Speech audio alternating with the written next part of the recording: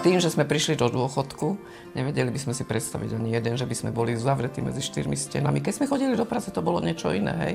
Ale teraz ako na dôchodku je to na nezaplatenie, nedá sa to ani porovnať. Samozrejme, že sme pozerali tie recenzie, hej, než sme do toho išli.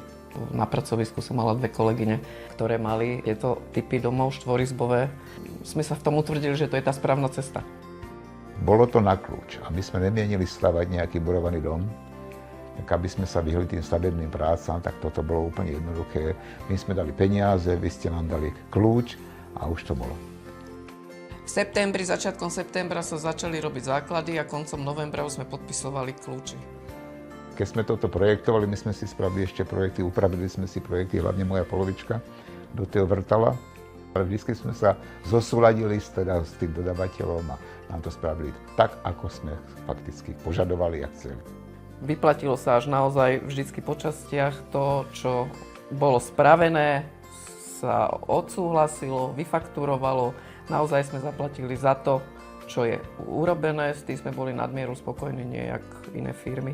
Dopredu žiadajú peniaze a potom z toho nič nie je. Veľmi dobrý pocit stráta z tých dodávateľov, čo tu boli buď murári, alebo elektrikári, alebo stavebníci. Takže nikdy nebol nejaký zádrhel, že by sme niečo chceli, oni by nám to nespravili. Takisto ako tady, kúsok sa posunula priečka, aby sa tam zmestila chladnička, aby to nevytrčalo. Takže všetky naše požiadavky boli bez nejakej úpravy, frflania a tak ďalej vyčíslené a bolo to až zrealizované.